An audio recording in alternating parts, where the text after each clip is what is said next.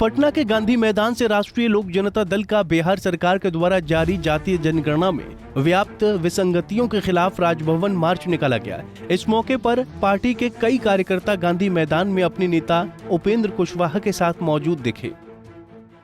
व्यक्तिगत सर्वे जो हुआ इस बिहार के अंदर, उसके आंकड़ों में तमाम तरह की विसंगतियां हैं।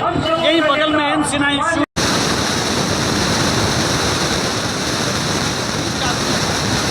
का मालिक और कहा जाता है। उन जातियों के जो आंकड़े 2015-16 के आसपास आए थे, उस आंकड़े में ही आज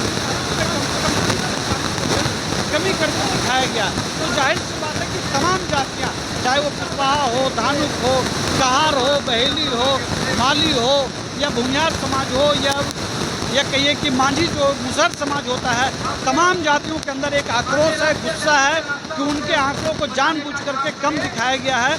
उसके खिलाफ राष्ट्रीय लोक जनता दल आज पटना में गांधी मैदान से राजभवन मार्च कर रहा है। और जब तक इस सवाल पर कोई संशोधन का उपाय नहीं आ जाएगा, इसको सर्वे को दोबारा शुद्ध करने का उपाय नहीं होगा, तब तक राष्ट्रीय लोक जनता दल इस सलाई को लेकर के आगे चलती रहेगी। हुआ है उसी का पुरजोर तरीके से विरोध कर रहे हैं, ताकि संख्या को सही आंकड़ा को पेश कीजिए। ये गलत आंकड़ा नहीं चलेगा। जाति जनगणना में भी घोटाला आप लोग करते हैं। हम लोग कड़ी रूप से विरोध करने वाले में से हम लोग चुप नहीं बैठेंगे। बहुत जल्दी में 3 दिन में रिपोर्ट पेश होता है। एकदम घोटाला वाला रिपोर्ट गणना की जो है गाछ के पास बैठ के लिख दी और लिख दिया और हो गया रिपोर्ट, ऐसे होगा।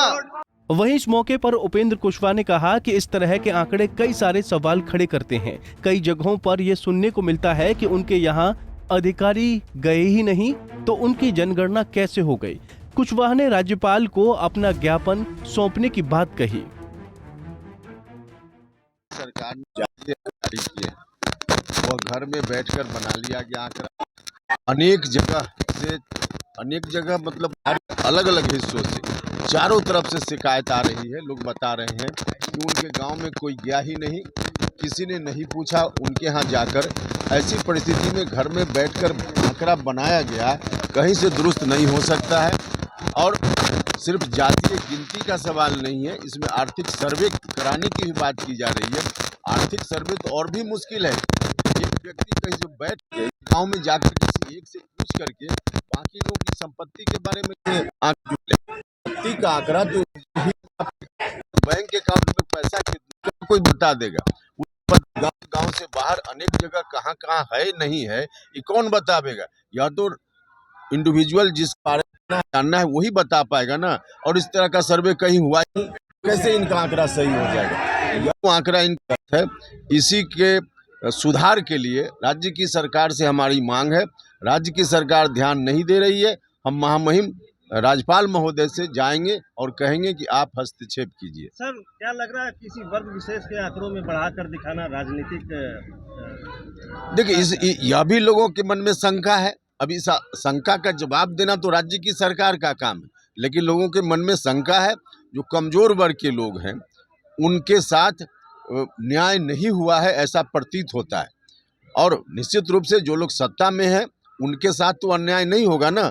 जो लोग सत्ता से बाहर हैं उनके साथ ही अन्याय हो सकता है। तो इसलिए लोगों की मन की शंका तो है। इस शंका का जवाब राज्य की सरकार को देना चाहिए। कई लोग कह रहे हैं कि हमारे घर पे किसी अधिकारी का आना भी नहीं हुआ और हमारा जनगणना का ऐलान भी कर दिया गया। बिल्कुल, यही तो हम बता रहे हैं। अब घर पे नहीं जाकर, मान लिया सरकार कहे कि गांव में गया होगा, किसी से पूछ लिया हो, किसी से पूछकर संपत्ति का आंकड़ा कैसे जुटाया जा सकता है?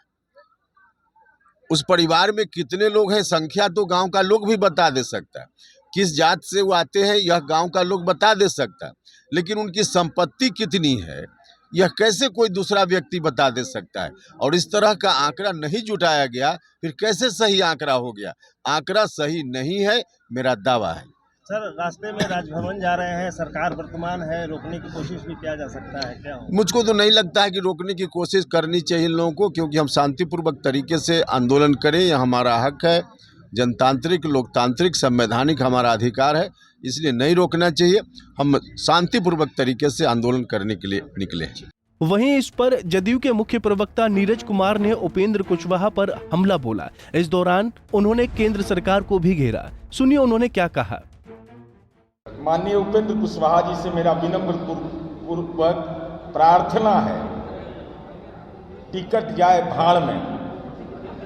जातिगत जनगणना की आप मांग करते हैं, केंद्र सरकार से जातिगत जनगणना की मांग करिए और आज जरूर इस बात को आप बोलिएगा महामहिम राज्यपाल से कि कितना जुर्म ढाओगे मुझ पर।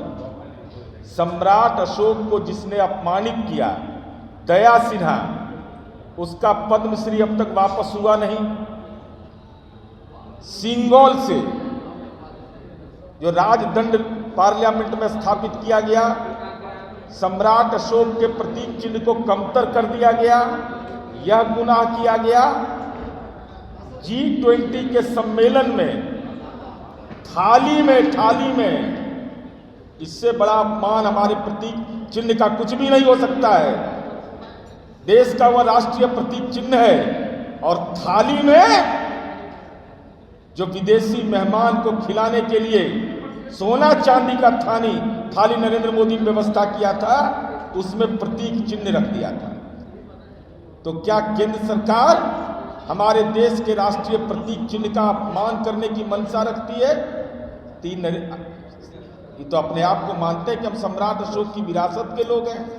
तो हम तो अनुरोध करेंगे कि टिकट के लिए भयभीत मत होइए, हिम्मत करके सामाजिक सवाल पर एक मजबूती के साथ कहिए कि हमारे पूर्वज का अपमान करोगे तो हम राजनीति में प्रतिकार करें। बता दें कि राजभवन मार्च के लिए गांधी मैदान से निकले, लेकिन उन सबको पटना पुलिस ने डाक बंगला चौराहे पर रोक दिया। पटना पुलिस ने विधि व्यवस्था का हवाला देते हुए उपेंद्र कुशवाहा के काफिले को डाक बंगला चौराहे से आगे नहीं बढ़ने दिया। उसके बाद उपेंद्र कुशवाहा अपने समर्थकों और वरीय नेताओं के साथ बीच चौराहे पर ही बैठ गए और महागठबंधन सरकार के विरोध में नारेबाजी करने लगे। पटना से संजीव कुमार की रिपोर्ट।